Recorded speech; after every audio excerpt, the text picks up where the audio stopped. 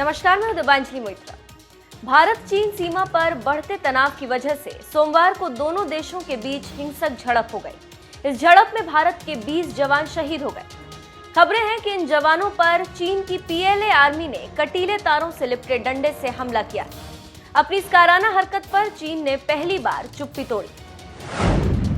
दरअसल गुरुवार को एक प्रेस कॉन्फ्रेंस के दौरान चीन के विदेश मंत्रालय के प्रवक्ता झाओ लिजियान से भारतीय जवानों के खिलाफ कील वाली रॉड इस्तेमाल किए जाने के मुद्दे पर सवाल पूछा गया था, जिसके जवाब में झाओ लिजियान ने कहा, इस मामले में क्या सही है और क्या गलत, इसमें कोई उलझन नहीं है। जिम्मेदारी चीन की नहीं है।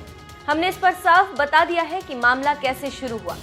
सोमवार की रात सीमा पर तैनात भारत के सुरक्षा बलों ने दोनों देशों में कमांडर स्तर पर हुई बातचीत के बाद बनी सहमति को तोड़ दिया। भारतीय सैनिक लाइन ऑफ एक्चुअल कंट्रोल पार कर गए और जानबूझकर चीन के सैनिकों को उकसाना शुरू कर दिया और यहां तक कि हमला बोल दिया। इसके बाद आमने सामने झड़प हुई और इसी में हताहत हुए। चीन की मांग है कि भारत पूरे मामले की जांच करे और जो जिम्मेदार है उन्हें सजा दे। भारत को ये सुनिश्चित करना होगा कि दोबारा ऐसा नहीं हो।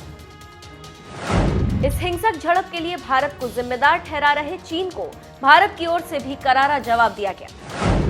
भारतीय विदेश मंत्रालय के प्रवक्ता अनुराग श्रीवास्तव ने कहा, भारत और चीन सैन्य और राजनयिक स्तर पर बात कर रहे हैं। 6 जून को दोनों पक्षों में कोर कमांडर के स्तर पर बात हुई थी। दोनों पक्षों में सहमति बनी थी कि वो बातचीत के हिसाब से पीछे हटेंगे। 15 जून की रात चीनी सेना ने पूर्व नियोजित तैयारी के साथ यथास्थिति का उल्लंघन किया। इसी वजह से हिंसक झड़प हुई और दोनों तरफ के लोग हताहत हुए। 1996 के समझौते के तहत भारत चीन सीमा पर दोनों देशों के सैनिक गोली नहीं चला सकते।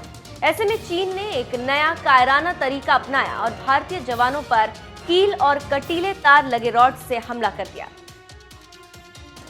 भारत ने भी अब मन बना लिया कि चीन के इस दुस्साहस का मुंहतोड़ जवाब दिया जाएगा। सैनिकों को फ्री हैंड तो सरकार ने पहले ही दे दिया।